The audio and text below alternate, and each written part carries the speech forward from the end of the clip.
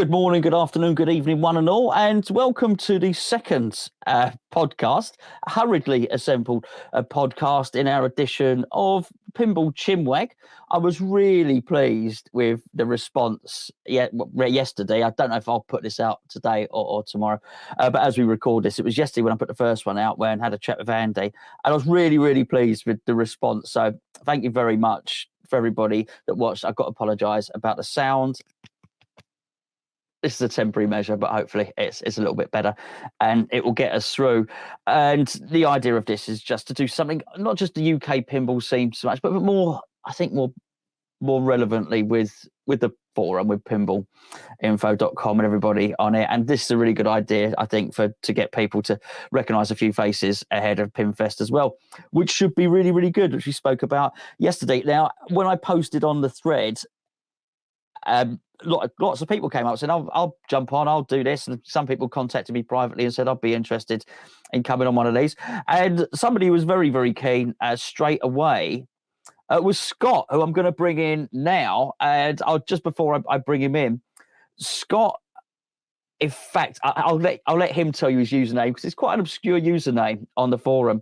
But Scott is the guy that I think paid over the odds for a Star Trek, I believe it was premium. The thing was an absolute wreck and it was rusty, and I'll do the best I can to edit this and edit some of the pictures in, but I'll link the thread in below. I'll tell you what I'll do as an introduction. Scott, how are you, mate? Hello. No, I'm not too bad. Yourself? Yeah, I'm very, very well. Thank you, my friend. I did get that right, didn't I, with the Star Trek premium? Yeah. It was a bit of a learning curve, that one. Wouldn't like anyone else to repeat what I did. That's why I put like the shop log up, to be honest with you, just giving people a bit of an insight into the kind of lessons learned the hard way, really, about getting into the pinball scene. Well, I felt for you, mate. I really did. So was that, I think I got this right, that was the first machine you ever bought? Yeah. I bought it back in must be about April, I think it was. Long story short, the wife was looking through Pinside, top 100 as you do. Sort of settled on Star Trek, and she was like, I love the theme. Yeah, I like the theme too. Let's go for that.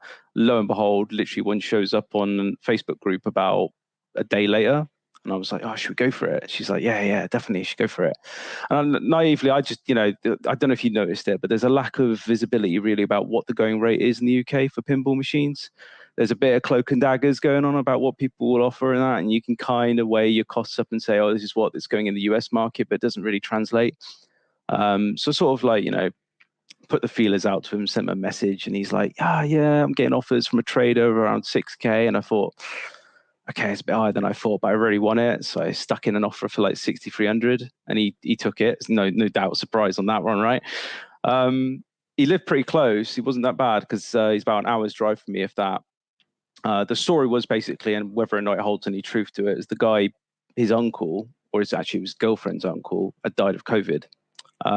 So he passed away and they didn't know what to do with it. They knew very little about it. And when I showed up, it was at the grandfather's house. My God, that was a tight drive, by the way. My wife had a few moments where she thought she was going to clip the car, because you've probably seen the pictures. I'm sure you'll cut to a picture in a bit. The car, that's right. It was in a small car, wasn't it? A hatchback. Oh, yeah. It's a tiny little hatchback, yeah. And the driveway was about that big, and the car is about that big. So the sensors are just going nuts as she's trying to reverse it in. It was a bit touch and go, just getting it into that position to try and put it into the back of the car, and it was even more funny driving it down the motorway. By the way, don't do it. I'm sure a policeman, if it did, it's not the brightest idea. It looked like a sail going off in the background because the bonnet's up like that, and it's got a tail on the end of it, so it looked like literally like a mast as you're going down the motorway. It was a sight to behold. I had builders waving at me, honking the horns and stuff like that as we're driving it down. But I let the I suppose what you want to call it, I let the kind of excitement overtake me on the common sense when it came to seeing the machine, because there was a couple of like red flags I should have seen from the get-go when I first tried it. It was like, from the first time I tried it, the machine was catching inside the Vengeance. So you've got the bolts, basically the magnet underneath there. Yeah. And it wasn't releasing the ball. And he was saying, oh, it's to do with the leveling. It just hasn't been leveled out. And I thought, yeah, it's probably maybe something to do with that. I've done a bit of reading on the subject. It could be something to do with tilt and leveling. So I thought, okay, that's fine. It all seemed to light up, but what I didn't realize is that, again, naivety kicking in. I thought everything was still using lamp holders and stuff like that, similar to like, arcade machine in the background where it's just simple LED lamps with a lamp holder underneath. I thought, it'd be easy to replace. No. Stern has to have soldered on LEDs to a PCB, and each PCB costs a bloody arm and a leg.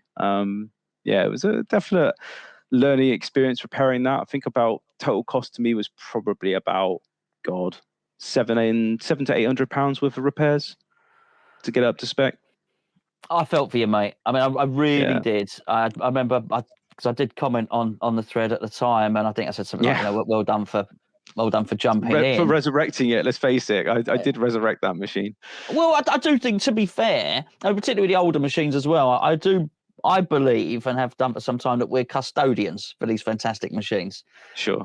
Look, you may make a loss, and I don't mean yours. I think yours is a terrible example of a loss, by the way. But I think look, you make a loss of a couple of £100 here or there, or a few £100. If you've played it for 6 months, you've had a great time, and hopefully the machine leaves you in a better state than which it arrived. Which is wonderful that these machines from, well, I'm talking of, the Bally Williams ones. Some people have got the great, these fantastic EM machines, which are even older, and to keep them going from the 70s, the 80s, 90s for future people to enjoy, I think is a really good thing. And that's why I think we're custodians. But this is not what I believe happened to you, because we're not talking about a massively old machine here. No, about 2013, I think it was, on the back of it. It was one of the first on the run, I think, by the looks of it, when it got released. Just had like lots of stuff wrong with it. I mean, obviously all the full lighting array needed replacing, so that was the most expensive part of the bill. But there was obviously a lot of things wrong with it, like the legs were completely rusted through. I was surprised at the legs and the bolts and the bolts that held the back box on the hinges. I had to redo the back boxes. I had to do the side bolts around the cabinets. I spent an awful lot of time just basically using. I mean, I've become a big advocate of what's that car manufacturer stuff, Autoglim. There's a product, right, called Magma. It's absolutely amazing. Like it basically takes, like, when you spray it on, it just has this massive chemical reaction and it just completely eats the rust. It's really great. Like, and I was using it liberally to get a lot of the information, a lot of the rust off of the unit. There was a lot of rust everywhere. But I brought it back to spec, to be honest with you. And the end result was pretty good. Like, the machine played well, got rid of all the problems with it. It was every possible issue I could have had with that machine. So it was like, the Vengeance multi-ball was the biggest problem, right, with the magnet. Finding out you just had to twist the wiring to reduce the electromagnetic field. That was a bit like, well, this is a bit quirky, but it works. And then obviously now having to even just change the balls out. I bought some non-polarizing balls, but I had bought some traditional Stern balls and they were magnetizing within a few plays, and these ones don't. So whatever people say, it seems to work. So, James at Pinball Bazaar, he's got a bit of a plug there, but if you have got some magnetic ball games, get some Polaris balls. They work a treat. Well, I think fair play to you, really, for it not breaking your heart and putting you off the hobby. If anything else, it made me more interested in it. Amazing. To be honest with you, because I ended up learning how to replace coal sieves, coal stops, redoing the whole flipper linkages, and obviously taking the pinball field apart and redoing all the rubbers, because everything, you saw the pictures, some of the rubbers were like literally holding on by a thread. I was like, I probably should have spec'd this up a little bit when I looked at it. And rubber should never go that hard, really, should it? It's certainly exactly. not intended. Well, let's go back, if you don't mind. Yeah, sure. Before that, why pinball? Because if this is your first machine, clearly you're not 13 years of age. So why did you go through, the first part of your life with no pinball? Or tell us, and then what suddenly sparked this interest that made you think, oh, actually, here's the hobby for me. I'm not going to go and get a fishing rod. What I'm going to do is I'm going to go and do this hobby that costs thousands of pounds. And clearly, you sound like you have an understanding partner, which I do think is crucial in this. If anything else, she loves it more than I do. She's just bought herself a new watch, which has just come off like a limited run, which is a pinball watch made by, I forget the name of, but I'll link it to you later. I'm sure you can put a shop on the chat. Yeah, please do. Yeah, it was a limited run. They just announced it today, and it sold out within minutes. So she was happy to get it. She's very good, very addicted into pinball, and it helps because trying to convince her to buy machines is a lot less hassle, I think, than most people have to go through. But no, long story short, I suppose for the history of why I went into pinball is my dad used to be a guy who used to go down and do pinball repairs, arcade machine repairs, fruity repairs, the whole lot, basically. And he used to own a couple of machines and obviously collect the coins at the end of the month or week or whatever the rotation was. It was a funny story actually with that. One time my sister was in the back of the van and he had all the collection of the cash, and my sister's just throwing the money around, like all the banknotes from the fruities and stuff like that, and he's having an absolute fit because he's like, oh my god, the money's gonna fly out the car. Don't open the back door. Yeah.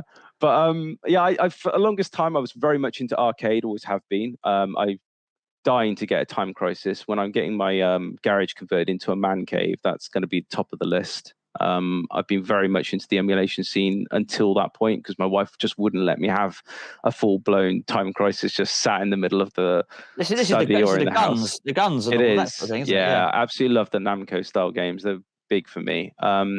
But yeah, we got discussing during just one night, talking about like how we used to have a pinball machine, a pinball wizard, back in my mum's garage. My dad nicked it. He's supposed to have repaired it and never did, never gave it back. And I was telling her about it. She goes, well, should we get a pinball machine? I was like, are you interested in getting a pinball machine? She was like, yeah. And that was the end of it then. I've spent so much money now on pinball machines. I never thought, my mates think I've lost the plot because I've just literally just burned a load of money recently on about 3-4 pinball machines now, soon to be 4 at least anyway. But yeah, well, this is what we need to hear about. Tell us. So obviously we got Star Trek. You did it. Yeah. You resurrected Star Trek. You managed to you sold it on a forum. Did I get that right? Yeah, I did. Yeah. So far, the guy's happy with it. Hasn't messaged me back to say there's a problem, so it's always happy days, right? I'm always a little bit like, in a way disintegrated. I honestly, I shrink wrapped the hell out of it because, there was another guy who messaged me. I got a quick story about that actually. So a guy had collected a Star Trek LE because he was talking to me about my Star Trek, and so I said, he goes, what pin should I get as my first pin? I said, mate, I love Steve Ritchie pins. I'm actually pretty addicted to Steve Ritchie pins. Every Steve Ritchie pin I've tried is amazing flow. I said, if you can, get a Star Trek. And he got his hands on an LE and I was pretty jealous of it. But it did arrive damaged. And I thought, oh, that's a bit gutting. The back box had a big gash down the side, and I was like, oh, that's just terrible, man. He's trying at the moment to try and get it repaired, but from my perspective, I did not want to repeat that. I just thought I'd minimize the damage or mummify the damn machine. So I shrink wrapped the hell out of it, bubble wrapped it, covered it in foam, even baggied up the legs and everything. I just thought I don't want any excuse of this getting damaged in transit, because it will happen. If you don't put enough cushioning around it, it can get wrecked. I totally agree. Sorry, before we get on to your pins, did it diminish, do you think, the experience of doing that with the resurrected of the machine and the state it was in? Did that diminish your love, not for pinball, we've ascertained that, but did that diminish your love or your desire to want to play Star Trek? Did you think, actually, this has soured it? Actually, I just want to get something else. At the end of the journey, I was a bit burnt out on it because my wife was just like, you've spent so much money on this and it's working, but can we just get another pin? And I was just like, yeah, I think we've fixed it finally. There was a lot of frustration with it. Every time I thought I fixed something else would break. And just when I thought I felt something else was working, then another part would go. And I finally got it to a point before I sell it. I thought, I'm going to make sure this plays solidly. So we invited people around over the weekend. Ironically, out of all the pins I've got, everybody played Star Trek. And maybe because it was going, but they seem to like it more. And part of me sad to see it go. I will probably, ironically, will get another Star Trek. I think it will come back. I had to get rid of it because I'm getting another pin at the end of this month, which we'll probably discuss shortly.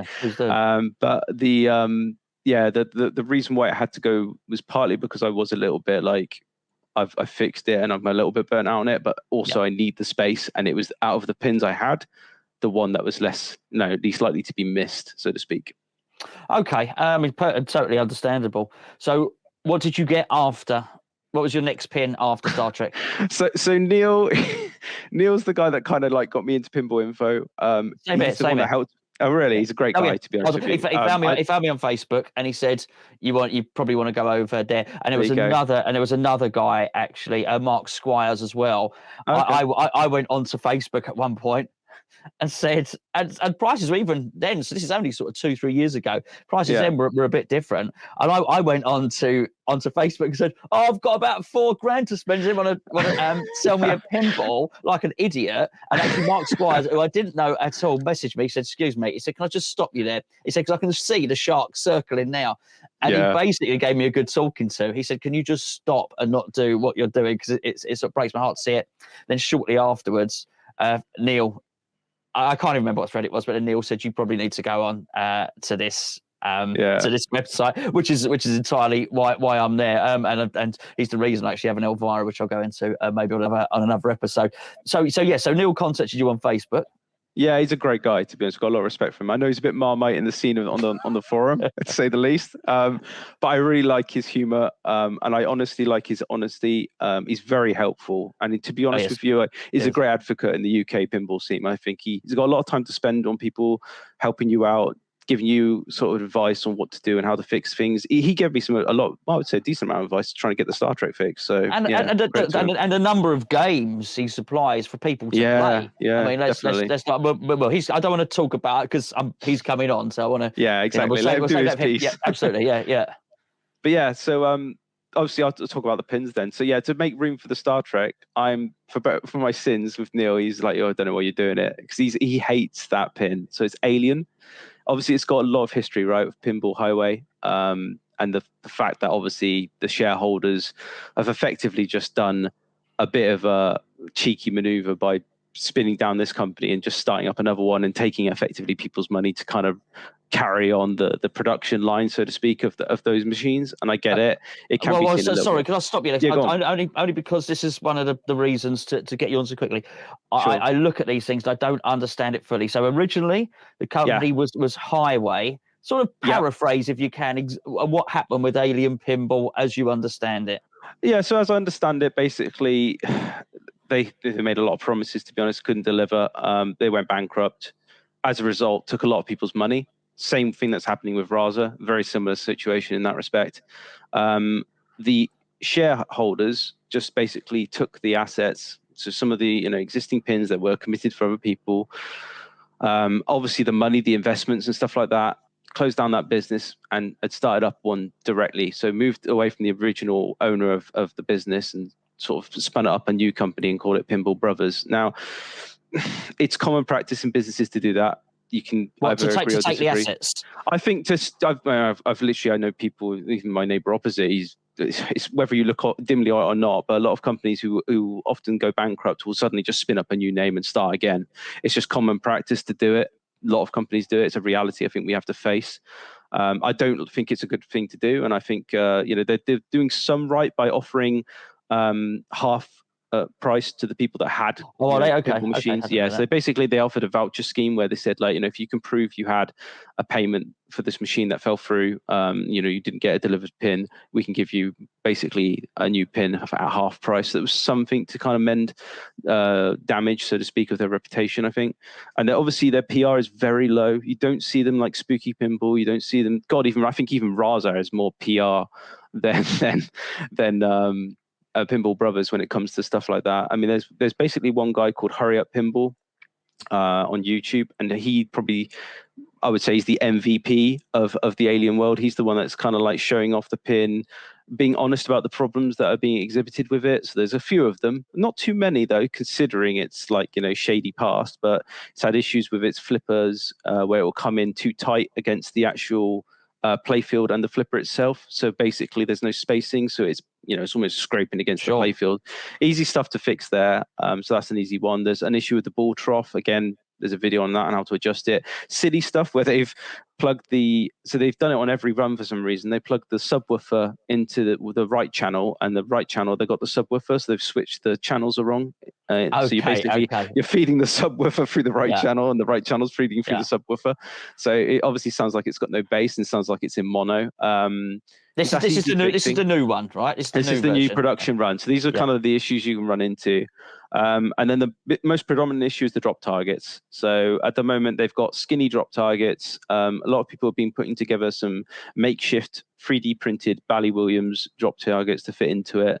But they've promised that they're doing a generation 3. That's the third generation of these drop targets now to try and finally resolve those issues. That's had to backdate a lot of the second wave of the orders. So a lot of people from the US, especially with CoinTaker, they got about 30 pins in wave 1, and then everything else got shoved into wave 2.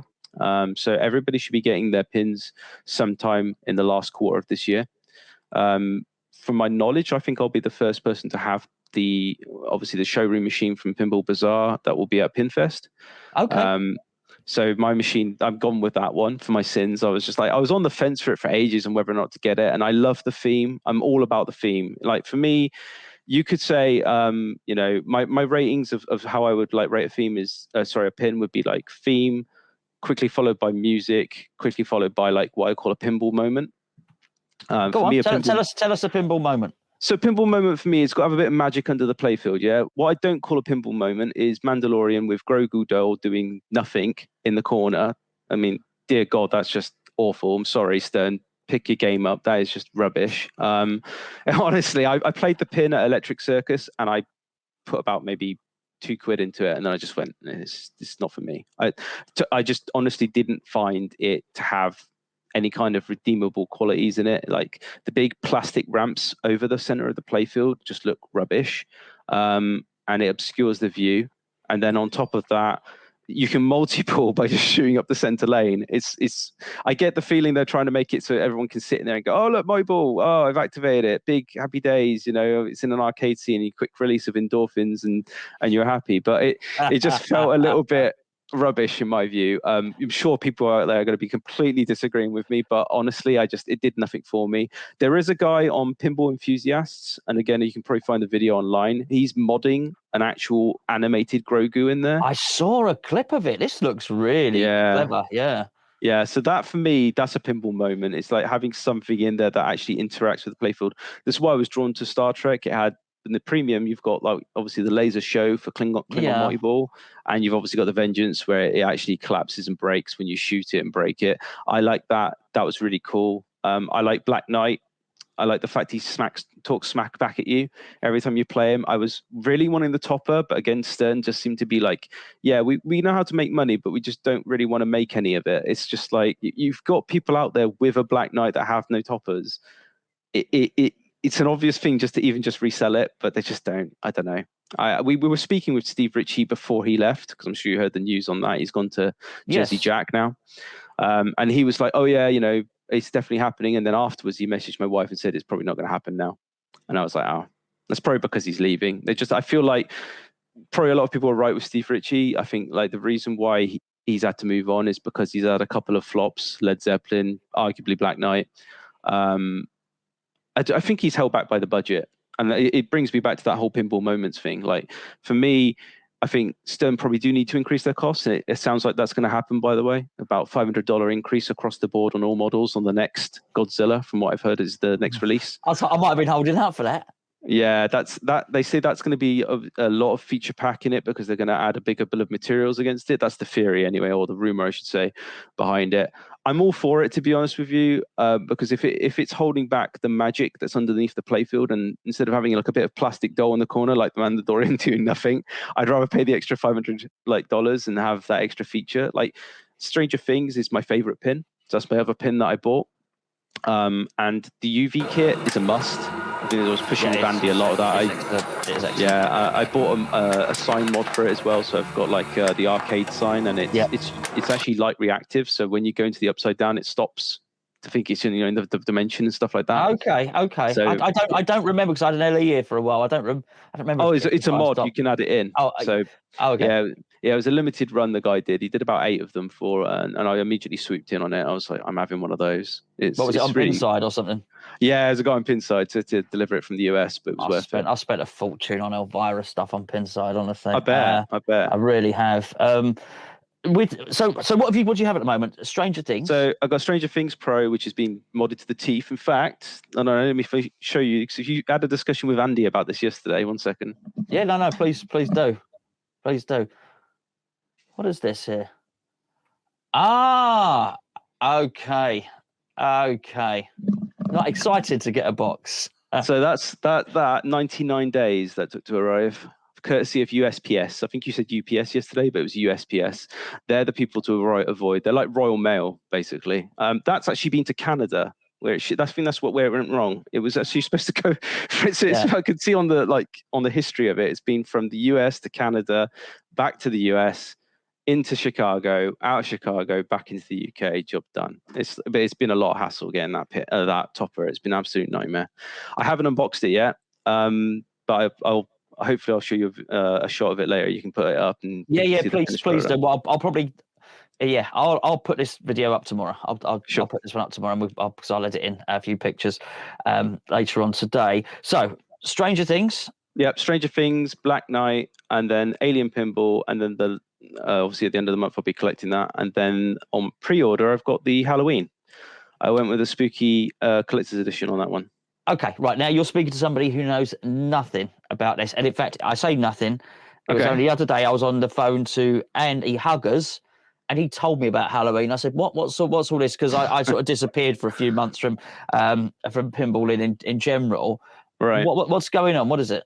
So Spooky Pinball have announced 2 new pins, basically. There's Ultraman, which, if you know it, is very, very niche. It's basically fighting kaijus back in, I think it's like the 60s or 70s. It's very much like Godzilla kind of stuff. He fights large monsters in a city. He's in a suit. It's a Japanese kind of series. It's very obscure. I was surprised that they went with it. But Spooky's kind of known for kind of doing weird stuff like that. They like doing the kind of niche stuff. And then they went with a Halloween. And from what I understand, at least, I was on the stream when they finally did an actual live stream, because they, again, were very delayed in doing it, because I bought it, again, for my sins without actually even seeing it.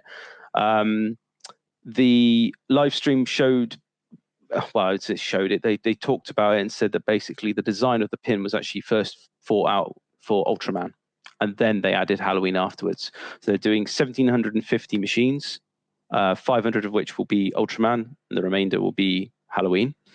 In the UK, we're somewhere around the 750 to 763. I think there's about 13, maybe 16 pins that people have bought in the UK. From what they said, they're going to be spinning up to something like 20 to 40 pins a week once they're at full pelt. If you go by those kind of projections, you're looking somewhere between January to April, maybe May, before we get ours. The pin itself, I'm a little bit mixed on it, if I'm honest with you. I honestly think the Ultraman looks better, and I think it's probably because it was originally designed for the Ultraman. You can see the light show on it. It suits it more. Halloween, I see it more as a dark theme. If you play like Alien, which I'm sure you will at Pinfest, you'll see it's a very dark pin. I like horror. I love horror, to be honest with you, and it's one of the things that draws me to a lot of pins.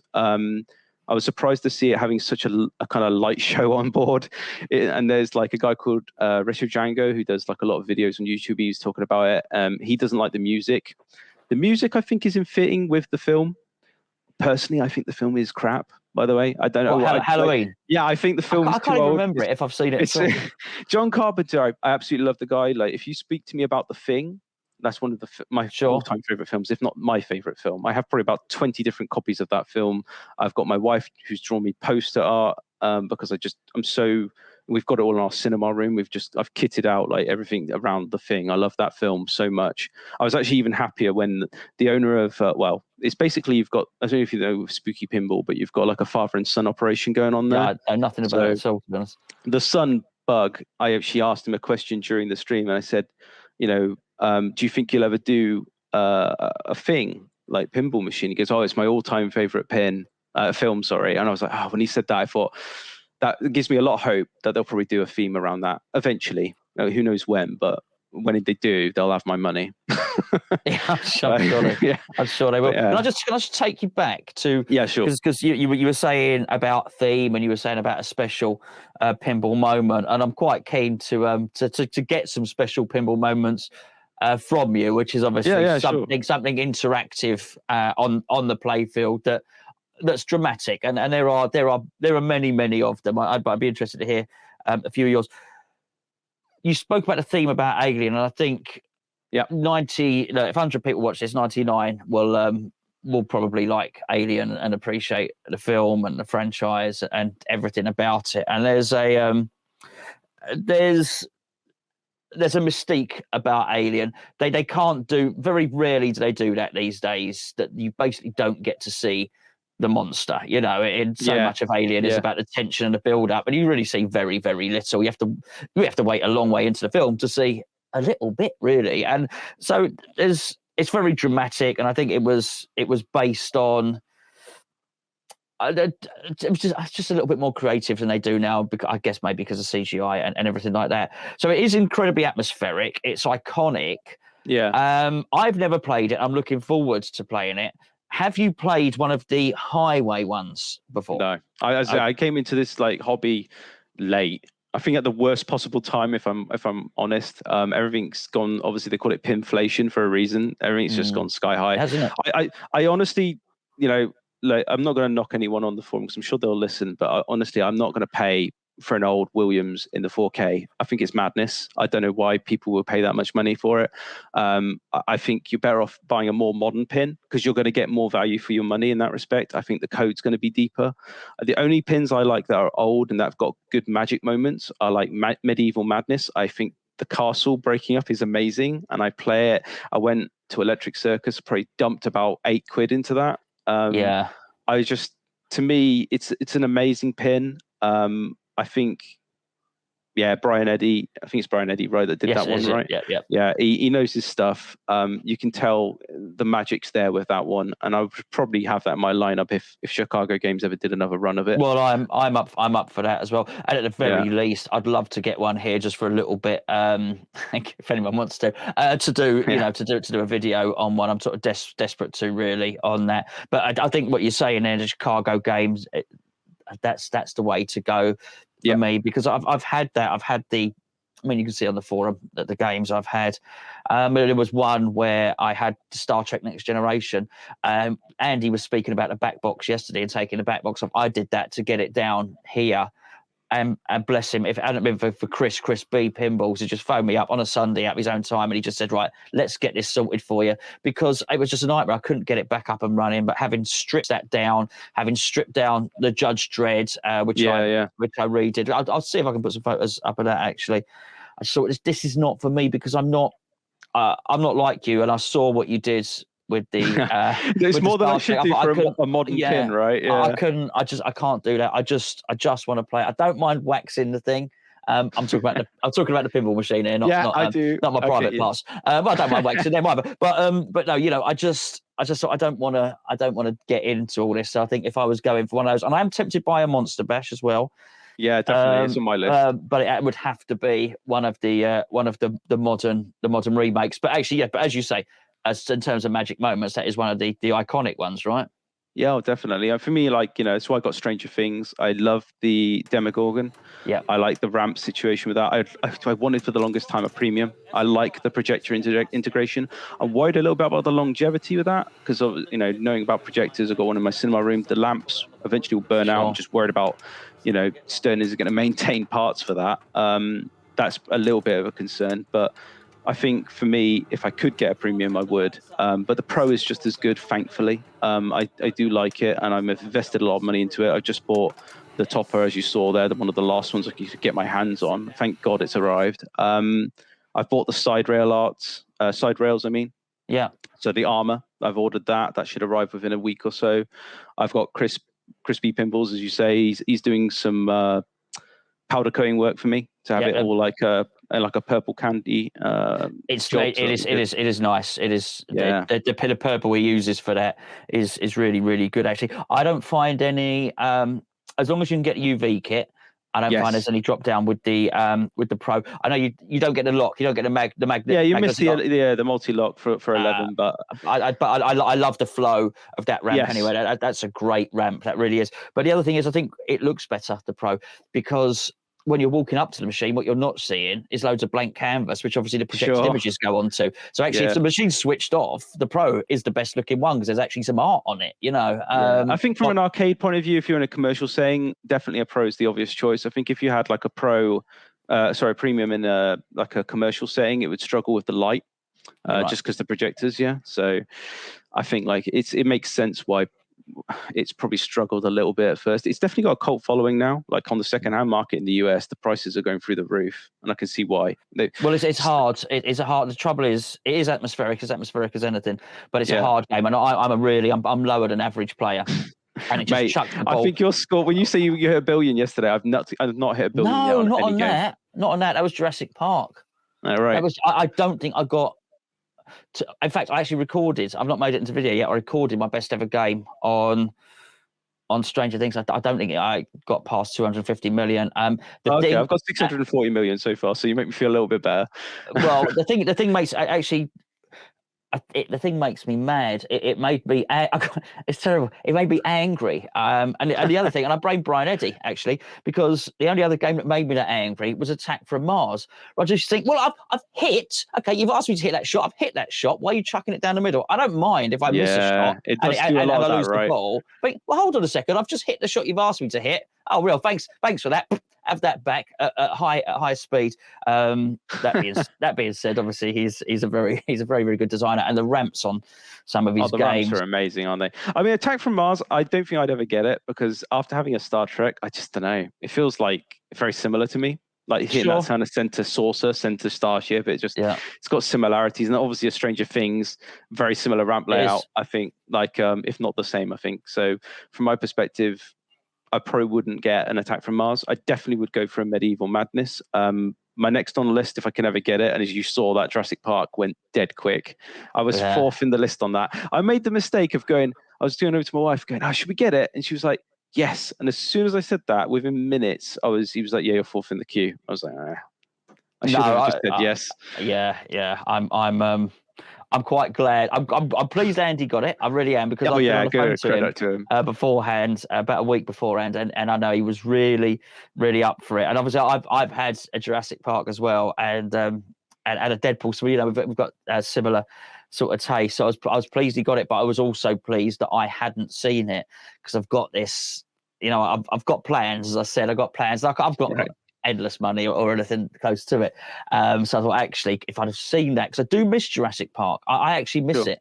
I miss that upper flipper shot and all the That's variations. Amazing, right? I love that. Like when you get the right ramp that does the swell and then it leads into the right flipper. It's amazing when you get that chain. It just really flows. Love that bit. It is a really, really good game. I do wonder, and we sort of digress, but why not? It's a chat about pinball. I do wonder with Elwyn, when he burst onto the scene, and obviously, as I understand it, he was a very good pinball player. He was a world champion or whatever, and then somebody's obviously said to him, "Do you fancy designing games as well?" That's my layman's understanding of it. So he's going to start designing games, and obviously, when he was playing or growing up, or whatever the case may be, he's obviously had these ideas on pinball machines that he would like to do, and I think you've seen some of it in Iron Maiden. And it wasn't funny enough. It wasn't until I got Congo, until my mate lent me Congo for a bit, I thought, oh, there's 3 shots on here that are actually in his game. So, and then I read afterwards that actually he really likes Congo. I thought, oh yeah, I can see that, because anyway, I just wonder at what point is he going to run out of ideas. Now, Avengers Infinity Quest, which I had here as well, was that the ramps were great, particularly up the top flipper off the top. I mean, it's a really, really good game in terms of shots. The code was too much. I mean, we talk about Attack from Mars is a great one for me, because that's my sort of standard. I might at some point, I did once, I whatever, ruled the universe, whatever it was, I did it once. The only other game I've ever really clocked 3 or 4 of ones was Star Trek Next Generation. Managed to do that. Absolutely fantastic, brilliant. That I know on Deadpool, at some point soon, I'm going to go and get to Dr. Sinister, whatever his name is. Not got there yet, but I've got close. I was like, I just almost beat the Megalodon and whatever.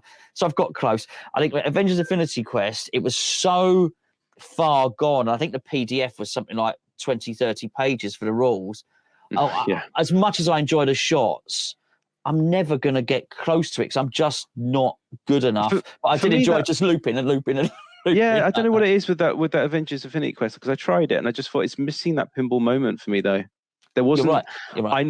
I need that kind of, like, Alien. You've got the xenomorph at the top, and it's going to come out obviously with small mouth, grab the ball. Yes, there is issues, by the way, with catching that ball, but they are working on it. But for me, I like having a toy with something that you can interact with, or it interacts with the playfield. Yeah.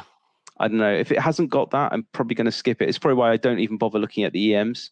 I've been to a couple of people's houses now after collecting pins here and there and seeing their, like, you know, let's call it their collection, because it's rightfully so it is. And they've got, you know, all manner of pins from the ages, and I just don't look at them. They don't interest me. Like anything that from DMD era onwards, I'll probably be interested in. It's probably because of my arcade background. I'm not of that generation. I'm not, you know, I'm not going to say like, oh, you know, old people, you don't know what you're talking about. But for me, it's just like, I feel like for me, I like the 80s onwards, probably. That's just the part I would gel with, just because it's from my era, right? It's the part I feel nostalgia with. Yeah. So that's what drives me for it. And thankfully, all those pins from that era are all kind of DMD, and they've got some sort of toy interaction, and they were trying to compete with the arcade scene. So we're doing things like Revenge from Mars, where you had, you know, obviously the kind of melding with a TV set and a playfield. That's pretty cool. Have you seen that documentary? I have. Man, I've watched. You ask a documentary, I've probably watched them all. Really? I've been binging pinball content to the point where I think I tapped out YouTube about a month ago. I'm addicted to like just finding as much information as I can on it now. My wife says I got a one-track mind, because I used to be all about PCs. So like you can probably see from this, I used to be like, can see the water calling there. Okay. Oh wow. Yeah. Hey, so those are some good ramps on that PC. Yeah. There you go. Yeah. So for me, it's like I used to be much more into PC gaming. You were asking, I think, at the beginning, which I kind of didn't address, my handle, so to speak, where it came from. Yes, I did. I used to be like a gamer. So what is it? Just tell us all what it is. It's Sum. It used to be like, it's Latin with Some, to be lucky. Basically, I play a lot of like battle royale games. So I play semi-professionally, at least I used to. Now I've stopped playing it now.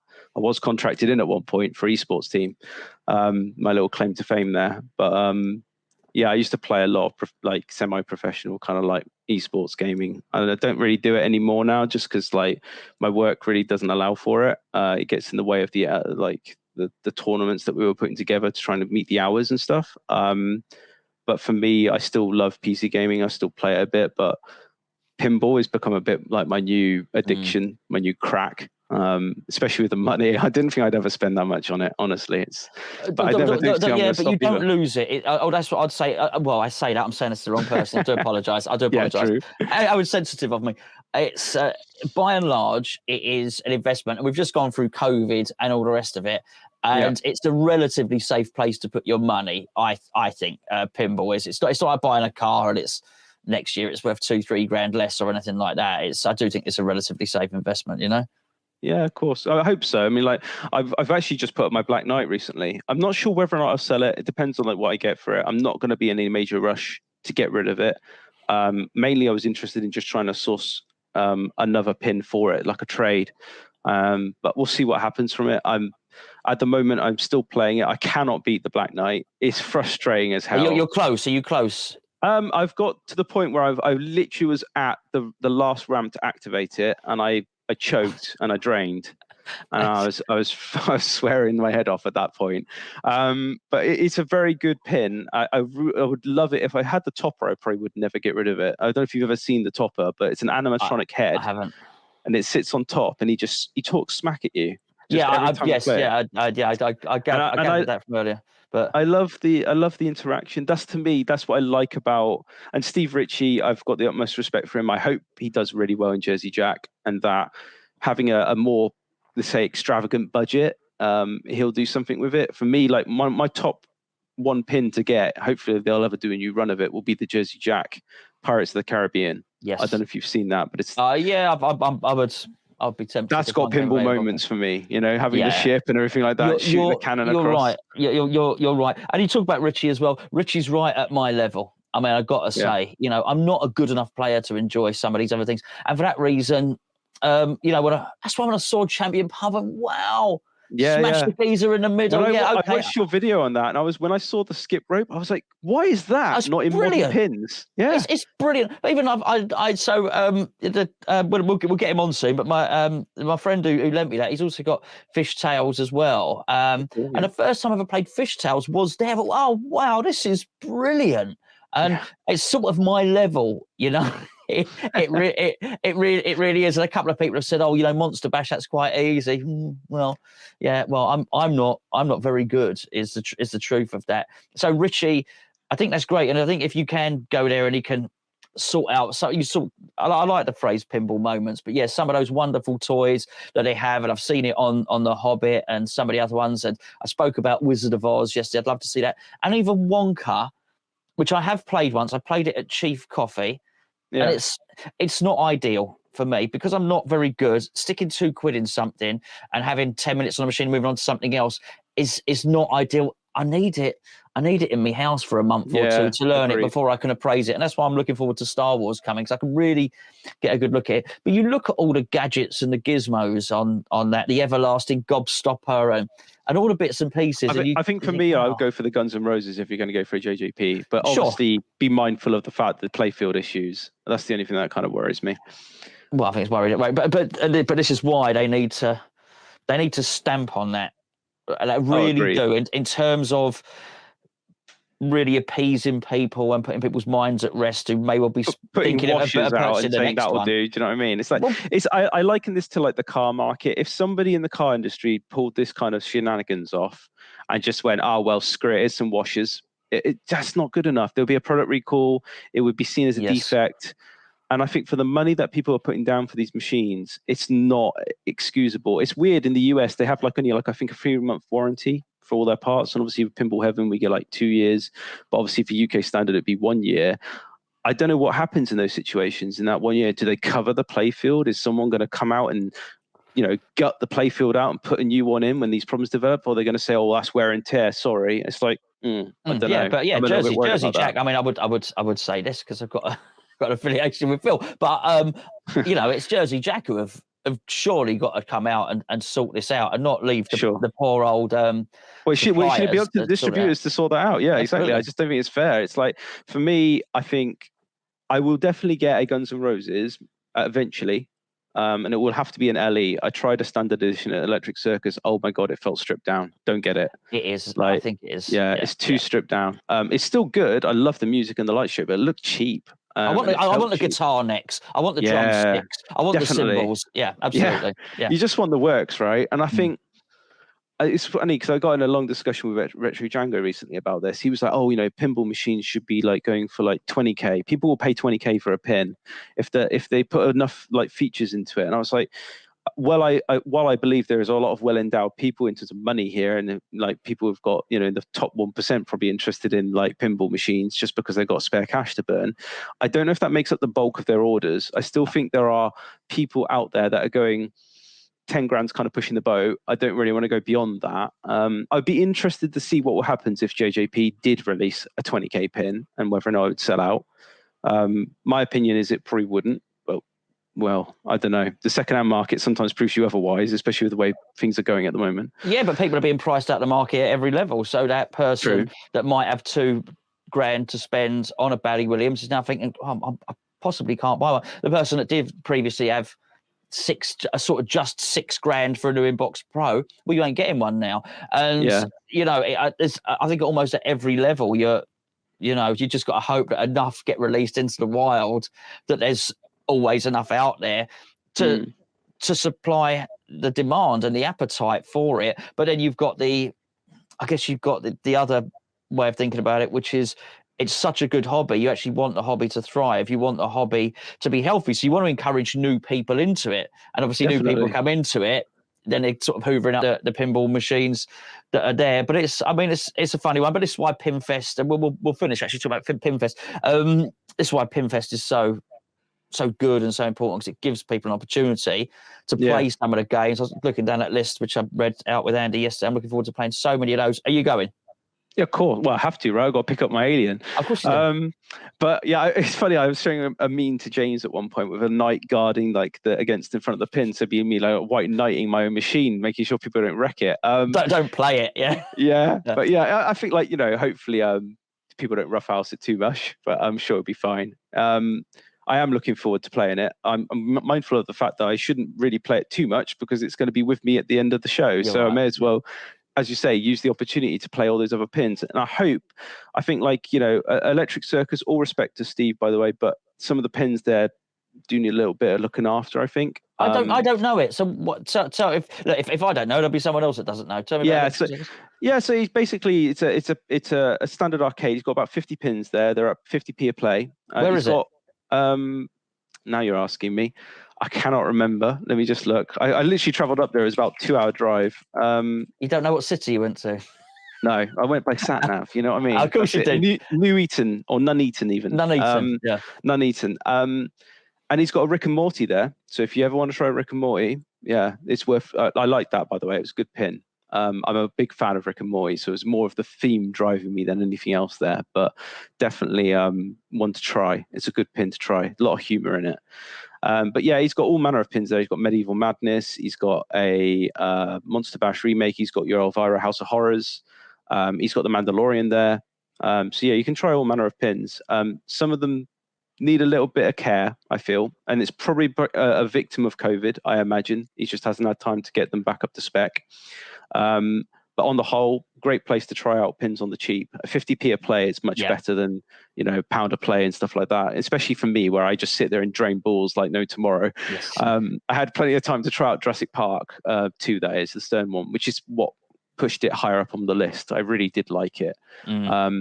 But yeah, it's definitely one to go and have a good look at. If you're near Nuneaton, it's worth going to visit. If you've got some cash to burn, for me, I put like 20 quid in, and I lasted me about 4 hours, so it wasn't bad. It's good value for money in that respect. Yeah, I mean, pinball machines are funny. Pinballs used to be designed to take your 50 pence, and now they're designed to empty your bank account. So they still take your money, but in a very, very different way, just not quite as incrementally as they do. Is there anything you're particularly looking forward to, aside from picking up your new machine, anything you're particularly looking forward to at Pinfest? I think to play the Jurassic Park again, to be honest with you. I really did like that. And I'd like to try it, actually, to be honest with you, a Black Knight sort of Rage without the upper playfield, because everyone keeps saying, the pro version's the one to get, because obviously with the premium and the pro, I don't know if you know the difference, but there's an upper playfield in the premium, and it does play differently as a result, and the code is geared differently, because in order to progress against the several battles in the game, you're constantly having to basically hit the light lock against the catapult, and there's a catapult model which you don't also get on the pro. So I'm just wondering how that affects the play style on it, to be honest with you. So I do want to try that. It would interest me to see what it plays like as a result. Yeah, I think you're going to get this. I mean, there's a few of it. Obviously, we've seen that with the Mandalorian. It's got the tilting thing, but although it's still there. I mean, Game of Thrones is another one where Steve Ritchie one again, where you're missing a big part of that. But I don't feel with those games. I mean, look, I say this. I've not even played the Black Knight. What do I know? But I don't feel that it's as stripped out as that you just described with the Guns N' Roses, where you look at that. And I think Neil posted on the forum very, very recently, you're missing a third of the game.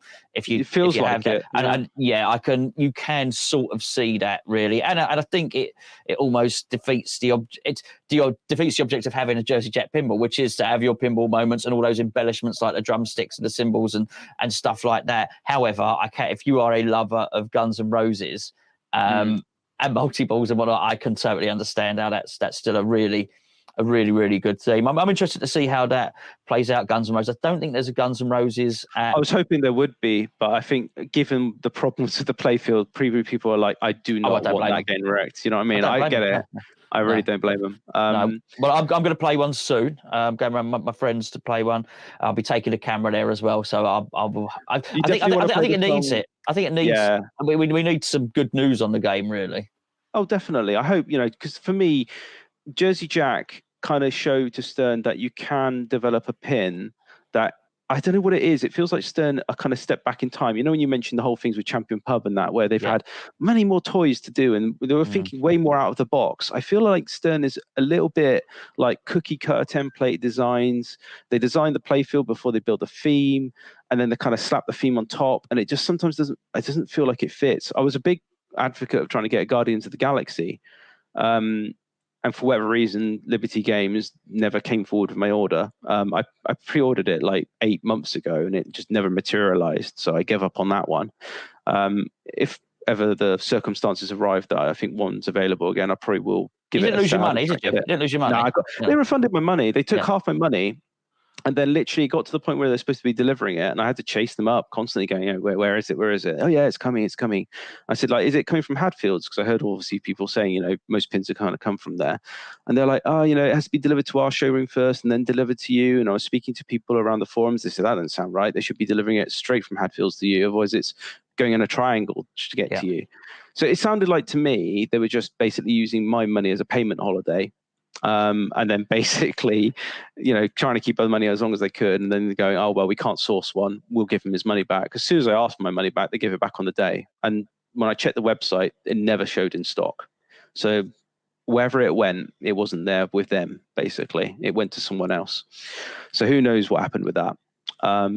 Hopefully I will get that one again, because again, I love the theme. I'm a big one for the themes, right? You can tell already. Yeah, I can tell. Yeah, absolutely. It drives me a lot. I think, like, I look at some of these themes, and Halloween was very touch and go for me. I mainly bought because of the history with Spooky Pinball and Rick and Morty, and the fact that they said they were going to build a 3-tier pinball machine. So it's the first one, to my knowledge, that's got basically this main level, then it's got an upper level, and then an upper level playfield. Okay. So you're going to be able to shoot up a ramp, and then you get into what they call the house, and it's got a mini flipper at the top there with a spinner. And that drops down to another level with another flipper, and then below that it drops down through back into the playfield. And as a result, what could possibly go wrong? Yeah, I know, right? Very complicated design, but fingers crossed it all works out. As I say, by the time we are in the UK getting our pins, there will be 700 odd in circulation. So I imagine a lot of the bugs will be addressed by that point, but we'll see. Well, the more the better in terms of pinball manufacturers, because if everybody goes to the wall and all that we're left with is Stern, then we're all in trouble, quite frankly, because they will be able to rest on their laurels and monopolize the market, right? And there's no innovation. Well, absolutely. I've got 2 machines. They're Stern. And my next machine will be a Stern. I love Spike 2s, but they you know, you need competition. Yeah. Competition in business is healthy, right? 100%. Competition is always a good thing. People shouldn't fanboy over one particular brand. This is why I'm glad that hopefully things work out for Pinball Brothers and they make more of them. Hopefully, you know, as I say, Spooky Pinball's latest venture with Halloween's a great success, and they do meet the you know, the increased load, because they're often seen as a boutique provider, so there's much smaller runs against, you know, compared to Stern, which is the big player, let's face it. I hope to see, you know, people like Jersey Jack and all that address their issues, and we see a nice, healthy, competitive market. I'm glad I came into this during its renaissance. I feel like in a new renaissance period for pinball. Right. And I hope it just keeps getting better and better. I'm all for it. Well, you'd know that, because clearly you've got friends outside of pinball. Well, we've all got friends outside of pinball, haven't we? Let's be fair, because otherwise everyone would be playing pinball. And you know that everyone, I'm sure, gets the same reaction, which is, oh wow, I didn't realise pinball still existed. Or I often get the remark of, why are you buying so many pinballs? Aren't they all the same? Often, I'm sure you get the same. They're just like, aren't they all built the same? I'm just like, play this pin and then play this and tell me they play the same. They don't. You know, I'm sure this is all about being a geek, really, to be fair, because my friend said this to me recently, and he said, you're a real geek, actually. He said, you really are a geek. So why is that? He said, your pinball machines, and even each one's got a different level. He said, a pro and a premium. He said, you're an absolute geek. He said, why don't you just get a pinball machine? I said, oh, right, okay, now he's a cyclist. I said, I said, how's your derailleur? He said, what? I said, your rear mech. How's your rear mech? I said, anyone will do. Will they just get one from Tesco? I said, oh, what about Shimano? Oh, no, not a Shimano. Oh, all Shimanos are the same. Oh, no, they're not all the same. Even Shimano do numerous different mechs and all the rest of it. And then I basically said, all right, yeah, I get it. I'm a geek as well. I said, yeah, you're a geek on bicycles. Exactly. I'm a geek for pinball machines. So there you go. It's just and even me, I'm mild, really. I think there's a lot of people who are far more into it than I am. But we all love it, Scott. We all love this crazy, addictive, expensive, but I think there's a nice community around it. You know, that there really 100%. Is. Yeah, actually, I'm really pleasantly surprised. Other than the, as I say, the often kick-ups where Neil's obviously the center of attention, I feel like it's definitely a nice community of people. I'm definitely looking forward to meeting a couple of people who I've had conversations with and built relationships through this hobby. It's nice to actually see people sharing in the interest, and they're all from different walks of life, right? That's what makes it interesting. So and where else would you make new friends, and then you're sort of entrusting each other with things worth thousands of pounds? It just wouldn't happen in in normal everyday life. And you know what? But it's funny. We are all sort of look. You get the odd one. I didn't even watch the thread properly, but there's this guy who's been flipping the machines on eBay or something, and he's been. I'm sure there's always some, right? The prices we're often offered, especially on that Jurassic Park. I'll be honest with you, he undersold it. I would have paid more. I would have paid more. I would have probably, knowing how stupid I am with money, I probably would have paid him a lot more. But it's one of those things. I think, like, people I think in this community aren't at least in my opinion, there to rip people off. At least the majority are. They're just there to say, I'm willing to pay this. This is how much I would sell it for as a result. And they just apply sense to it. They're not trying to price gouge, is what I'm getting at. No, yeah. I think there's certain things either way, and it's up to you. You buy a pin and you put some mirror blades on it, and you want to put the price of the mirror blades on. That's absolutely fine. I'm not talking about that. I can't remember the thread, but there's this guy. People know him by name. I think he's on Facebook or something, and he's buying things and he's selling them for $2,000 more and stuff like that. And it's but you get the odd one like that. But by and large, people are helping each other out, and I think it's great. And we're all sort of unified by this ability to help one another and see each other's machines and inviting each other around each other's houses and things like that. The key is the understanding wife, though, Scott. I do feel that is a massive part of it. Definitely. Oh yeah, as I say, my wife has been really good and supportive of it. To be honest with you, as I say, she's a Black Knight was her idea. She wanted the Black Knight. She pushed me to get. Literally, we travelled 4 hours to go pick it up because Martin wasn't available for pickup. So I literally travelled 4 hours one way and 4 hours back. So an 8-hour round trip. Not in a hatchback. No, this time we hired a van. Good. We learned our lessons. Yeah. Sorry, my cat's decided to come say hi. Here you go. Look, you can be on the internet. There you go. That's a pinball moment. Yeah. So, but yeah, it was worth the pickup, to be honest. As I say, I got a lot of enjoyment out of it. We played done about 600 plays on it, which was, again, I think, like, I was surprised when James told me the Alien machine I'm picking up has only got 50 plays on it. I don't know about you. If I had a pin that no one else had and it was a big theme like that, I would have probably shot 1,000 plays on it by now, but each to their own, right? I'm always surprised when people say they've only had 200 plays on a machine. When I get it, I get my money's worth out of it if I can. Do you know what I mean? I'll tell you this now. Andy, who was obviously on episode 1 of this, messaged me last night, and it was, where is he? Where's Andy? He messaged me last night to say, so this on the day he got Stranger Things. Actually, no, he's had it a night and a day. So he's had it just over 24 hours. Of what he messaged me saying 77 games on Stranger Things so far. It'll be on 100 by the morning. Yeah, that's what he messaged me. He was messaged me a lot. He was like, tell me your Stranger Things. I said, mate, I'd rather lose an arm than give you that. It's not happening, especially when it had the UV kit. I was so happy for him when he said he managed to source a UV kit, because that to me is, again, that pinball moment we were on about. Yeah. When I show people that pin and it goes dark and it lights up, it's amazing. I love that part about it. For me, it's the same with Guns N' Roses, that whole light show. When you play play Live and Let, I think it's Live and Let Die. That song is insane on the music lighting. It's just so well tuned in. Like, that's one of the main reasons why I would go for that pin alone, to be honest, just for that song. Yeah. They're in the entertainment's business. There's an element of drama, and just one thing I sort of want to finish up on, because it plays into that. There's something about pinball that's, I think you alluded to it in something that you were saying earlier, and I certainly thought about it at the time, but it just escaped my mind for a moment. It's that drama. I think as you were discussing Black Knight, you almost got to the ramp at the end or something like that. And there's something about it. And I sort of call it the ring shot in Lord of the Rings, right?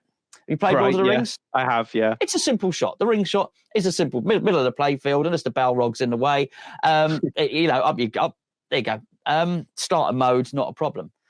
Oh, I'll tell you what. When you get to the end and you're trying to kill Gollum, and the shot just becomes increasingly more difficult. And it's the same on Elvira. When I get to something that's called Gapper Angry, right? So I get to this level in it, and suddenly to initiate Gapper Angry or something, the lights are flashing.